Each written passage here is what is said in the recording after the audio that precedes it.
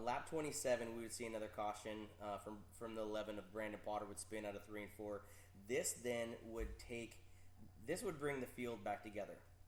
The bad problem about it, though, is the second place of Rob Ireland that was in the 8 car and the W5 of Jesse Williamson, they were 5 cars behind Kenny.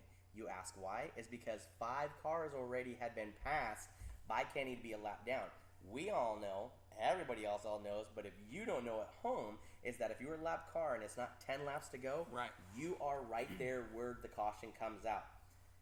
That is bad news when you got a guy that fast that has 5 lap cars between him and second place. That's a big advantage, especially on a track as tight as Sunset. And I was thinking the exact same thing. I'm thinking, okay, cool. He's going to need that buffer. He's going to need these 5 cars because both Rob Ireland and Williamson are very, very fast on the restart. Kenny wasn't as fast, but that was not even the case. 3 laps into it, tires got warm again. It was just gone. I mean, he would pull out. I mean, if it wasn't 6 or 7 car lengths every single lap, it was amazing. I mean, by 6 or 7 laps, I mean he's already a full straightaway ahead and starting lapping cars again. I mean, that's how fast this car was. And remember, he's got a brand new 2016 TRE by Steve Holzkamper. Well, and that's the thing is there's not a lot of time on that car, so he's actually still getting it dialed in. It sounds like he found the sweet spot. The sweet spot is that last week he told me he was 75%. This week, I asked him how he was. He says, remember when I told you I was 75%? I said, yeah. He says, I'm 100%. I said, are you sure you're not 1,000%? Yeah, no kidding. Because you sure have the box worth of $1,000. No kidding. So on the restart, we had a caution that came out. On the restart, though, again, I'm going to kind of talk about Campos. The 36 of Campos would run 3 wide again out of the middle of turn 3 and 4, and him in the 34 of TJ Richmond. They would coming out, and he was in the middle. And the bad problem about it... Campos was in the middle. Campos was in the middle. Richmond was on the outside.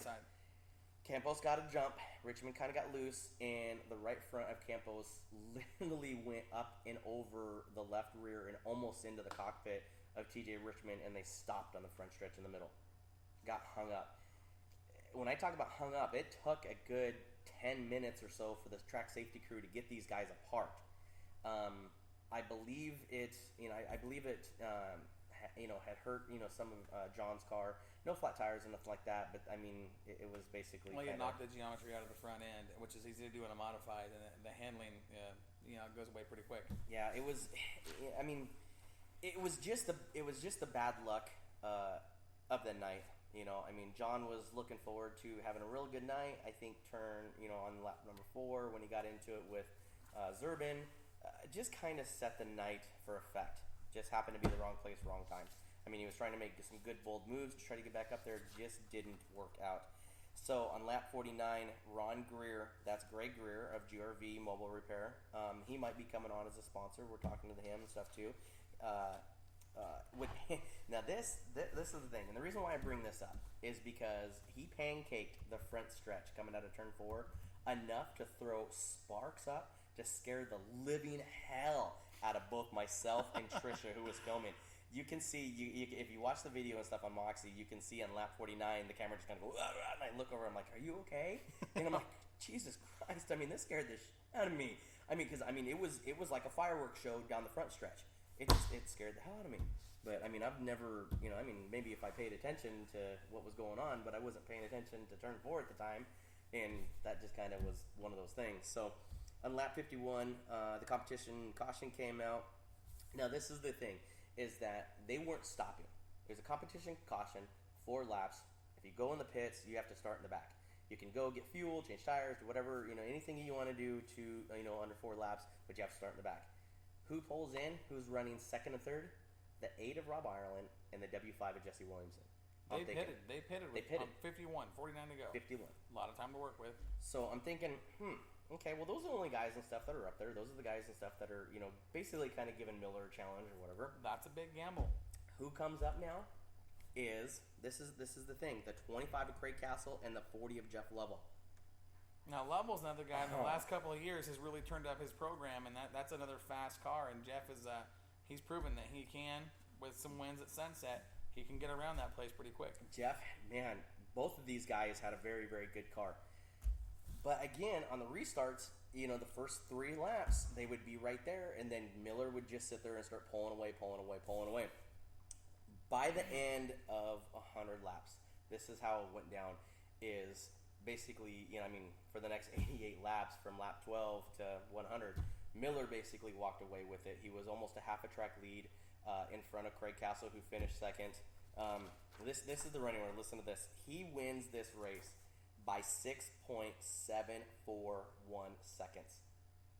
That's nearly almost half a lap. 7 seconds with 18 cars. Wow. Okay, Craig Castle, Jesse Williamson, Rob Ireland, Jeff Lovell, Bubba Foster, Cody Jones, the other Cody Jones,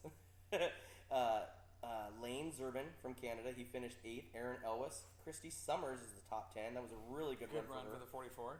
Brandon Potter. But mind you, check this out. These are the only guys that were on the lead lap were the top 6, and that was Kenny, Castle, Williamson, Ireland, Lovell, and Bubba Foster. Everybody else was, 99 laps was all the way down to Christy Summers. All the way down, John Campos and stuff was, he was 77 laps down.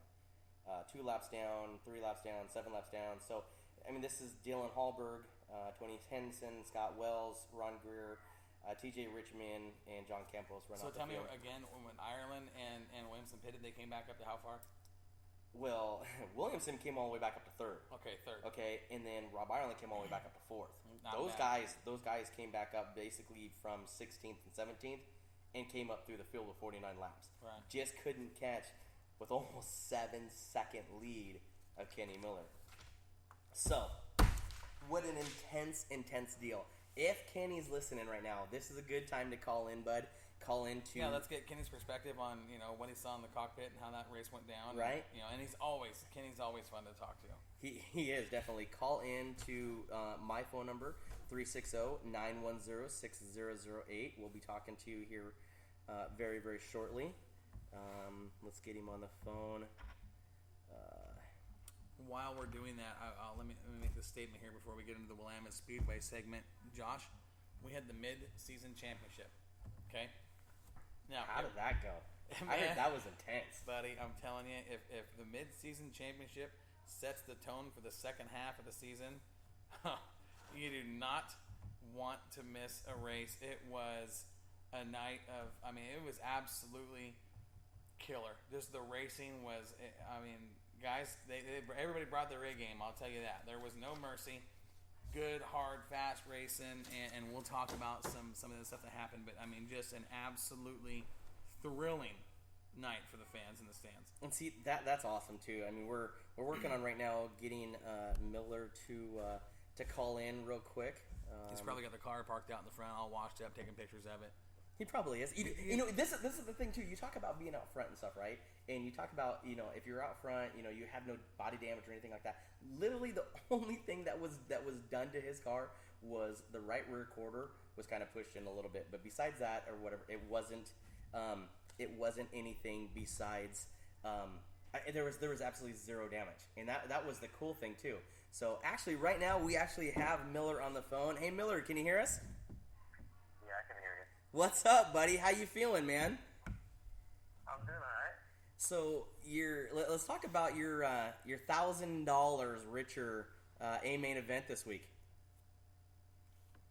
I have a whole lot $1,000 anymore. I already done spent it. I'm sure you already had it spent before the night started, right? No. We bought some new tires for the car. It starts performing well. We got to keep her going. So let's talk about tires or whatever. We kind of talked off air here the other day. Let's talk about how that right rear looks on your car. It looks like it's brand new still. That is the craziest thing is that you've had you've had the struggles and stuff the last couple of years with the older TRE that you got from Bone, and you decided, you know what, I'm just going to go ahead and do this. I'm going to call, Steve Hall's camper. I'm going to get a brand new car for the 2016 season. You weren't ready for the first couple races. It kind of fell behind a little bit, and you said, you know what, I got to get this thing done. So after Speed Weeks, you basically started, doing some research, started, looking at some things, and a week ago you told me you were 75%. At that night, I asked you, I said, well, how's the car feel now? He says, you remember when I told you I was at 75%? And I said, yeah. He says, well, now I'm at 100%. Do you have any more in that car you can do? Oh yeah, we can do actually get a little bit more out of it, which is kind of strange. I didn't realize the car was as good as it was to begin with. I had no intentions. I think that I thought I had the car to beat. Kenny, it's Corey. Let me ask you a question, man. So you're telling me, first of all, let's talk about track conditions for that 100 lapper. Tell me what the track conditions were like on the track. They were a little slick. I mean, but it had some of the grip rubber on it. One of the best tracks we've had all year. It was nice and smooth. There was a little jump on the back straightaway that if you didn't hit it right, it said you're going in the 3 a little sideways, which is kind of crazy. But other than that, it's been a pretty good racetrack.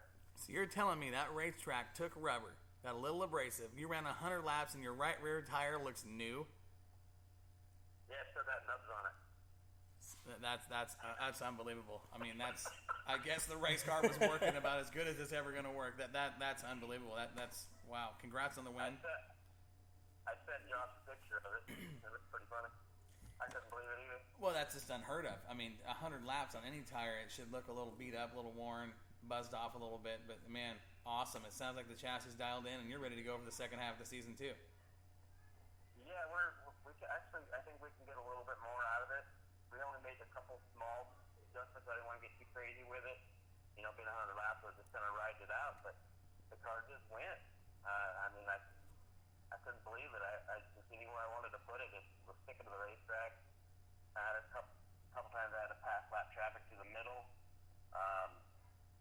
But it just was going. I just didn't really believe I had that big of a lead to begin with. I mean, you got Jesse Williamson, you got Craig Castle, you got Ireland. Those guys are usually, right up my ass usually when I'm running. But I did not believe I had the cars that I had. Well, to do that against that field of cars, I mean, that right there is putting some on those boys' Ajax ain't going to take off. That's a good win for you, pal. Yeah, it was a huge, huge win for us. I mean, we haven't had very good luck for a long time, and I've been struggling with my other car quite a bit. But having a nice car that's straight and true, and I don't have to constantly fight with every week, makes a huge difference. Well, it's easier on the driver. You don't get tired. Oh, I wasn't tired at all when I got out. Yeah, you definitely weren't. When I came over there, I asked you if you were sweating, and you just had like one little bead of sweat and stuff from where the helmet and stuff was. But you said you're pretty in tune. So let's talk a little bit about when it came out to the when you made that pass on lap number 12. You passed Aaron Ellis. What a great run he was having.